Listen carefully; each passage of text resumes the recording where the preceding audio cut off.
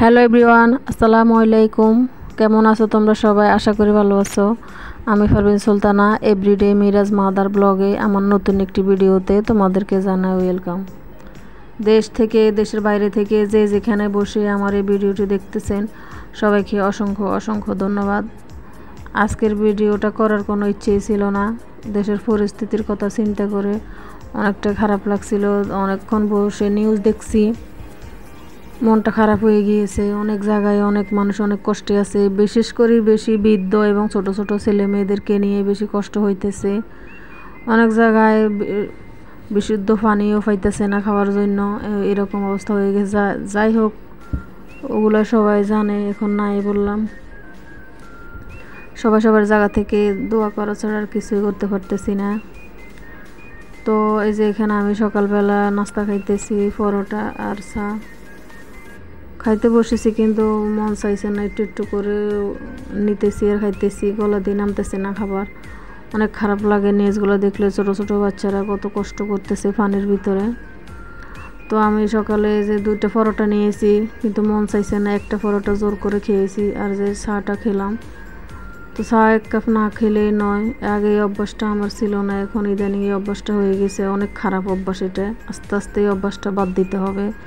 যাই হোক, আলহামদুলিল্লাহ 1 কাপ চা আর একটা পরোটা খেয়ে নিয়েছি। এই যে এখন আমার রসুন শেষ হয়ে গিয়েছে রান্নার জন্য। তো ব্লান্ডার করা ছিল যেগুলো, এগুলো শেষ। তো ব্লান্ডার করতে হবে আজকে। এখন আমি রসুন কুচি করে নিতেছি, রসুনগুলো কুচি করে নিব। তারপর নেওয়া হয়ে গেছে।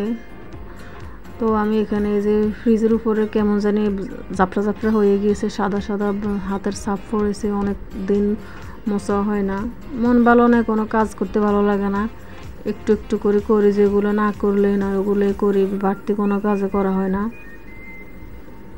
তাই আমি একটু ক্লিনজার দিয়ে উপরের ফ্রিজের উপরে একটু ক্লিন করে নিতেছি।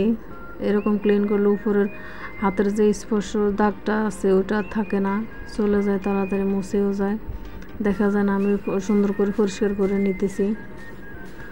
তো ফ্রিজের উপর পরিষ্কার করা হয়ে গিয়েছে। এখন এখানে টিপের উপরে একটু ধুলোবালি জমেছে, ওগুলো মুছে নিতেছি। তো আমি তো জানি না এখন কোন কোন আপুরে আমার ভিডিও দেখতেছেন এবং কি আমার কথা শুনতেছেন। আপনাদের কাছে একটা অনুরোধ, ভিডিওতে একটা দেখার শুরু করেছেন অবশ্যই, কিন্তু একটা লাইক দিতে হয়তো ভুলে গেছেন। একটা লাইক দিয়ে ভিডিওটা কন্টিনিউ করবেন। আর যারা এই কাজটা অলরেডি আগে করে দিয়েছেন তাদেরকে অসংখ্য অসংখ্য ধন্যবাদ। আর যারা নতুন বন্ধু হয়ে আসছেন, আমাকে এখনও বন্ধু হয়তো পুরো সাপোর্টটা দেন নাই, অবশ্যই দিয়ে চ্যানেল সাবস্ক্রাইব করে আমার পাশে থাকতে পারেন বন্ধু হয়ে। আমি পাশাপাশি ফুলগুলো একটু মুছে নিতেছি। ফুলগুলোর মধ্যে ধুলোবালি জমে গেছে, এই ধুলোবালি একটু ঘন ঘন করে যদি মুছে নিয়ে পরিষ্কার থাকে, ভালো দেখা যায়। অনেক দিন পরে মুছলে একদম ক্লিন থাকে না, দেখতে ভালো লাগে না, সাদা সাদা হয়ে যায়। বিশেষ করে আর্টিফিশিয়াল ফুল যত থাকে ঘরে, অত ঘন ঘন করে পরিষ্কার করতে হয়। বেশি দিন যদি যায় তাহলে ওগুলো নষ্ট হয়ে যায়, ভালো থাকে না, এবং পরিষ্কার করলেও পরিষ্কার হয় না। একটু ঘন ঘন করে পরিষ্কার করি, তাহলে অত ময়লাও হয় না, দেখতেও সুন্দর লাগে। তো ভাবলাম একটু অল ক্লথের উপরে, যে ওয়ার্ড্রোবের উপরে যে কভারটা আছে এটার উপরে একটু ক্লিনজার দিয়েও মুছে নিতেছি, একদম ফ্রেশ দেখা যাইতেছে। এটা মাঝে মাঝে করা হয়, সবসময় করা হয় না। সবসময় আমি ক্লিনজার দিয়ে মুছি, টেবিলের উপরে যে অল কালারটা এটাই বেশি মোছা হয়, কারণ এখানে ভাত খাওয়া হয়, নাস্তা খাওয়া হয়, ময়লাও বেশি হয় তাই। তো আমার ছেলে একটু অঙ্ক করছিল, অঙ্ক করে এগুলো যে এলোমেলো রেখে গেছে বই খাতা, তো আমি এগুলো একটু গুছিয়ে নিতেছি আর কি। তো আমার ছেলে বলে, আম্মু দাদুর সাথে একটু কথা বলি। তো একটু ওর দাদুর সাথেও কথা বলা হয়েছে সকালে। একদম পানি ভরে গেছে, ঘরেও ঢুকে যাবে। আর যদি অল্প একটু বৃষ্টি হয়, ঘরেও পানি ঢুকে যাবে আমার শাশুড়ি গো, এত পানি হয়েছে বাড়িতে। তো এই মুহূর্তে যারা বন্যার্ত হয়েছে এবং পানির যে ভোগান্তিটা ভুগতেছে, তারাই বুঝে যে কষ্ট। রান্না করতে, খাওয়া মানে বিশুদ্ধ পানিও পাওয়া যায় না, অনেক কষ্ট হয়। চলাফেরা, খাওয়া দাওয়া নিয়ে সব দিক দিয়েই কষ্ট হয়। আল্লাহ যে কবে এই পরিস্থিতি থেকে সবাইকে স্বাভাবিক জীবনে ফিরিয়ে আনবে আল্লাহই ভালো জানে। তো সবাই সবার জায়গা থেকে দোয়া করা ছাড়া কিছুই করতে পারি না।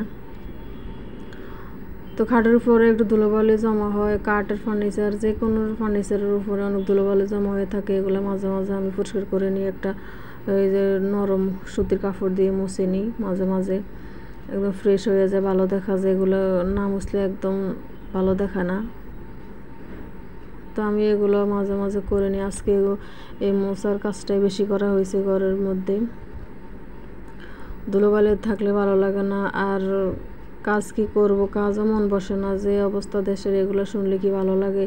টিভিতে নিউজ দেখলে ছোট ছোট বাচ্চারা কত কষ্ট পানির ভিতরে বসে থাকে, এবং নিচেও খাটের নিচে পানি, উপরেও পানি।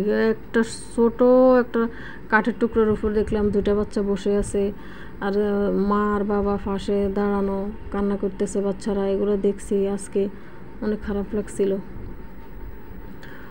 তো আমার এগুলো যে পরিষ্কার করা হয়ে গিয়েছে, এখন আমি যে খাটটা ভালো করে ঝেড়ে নেব।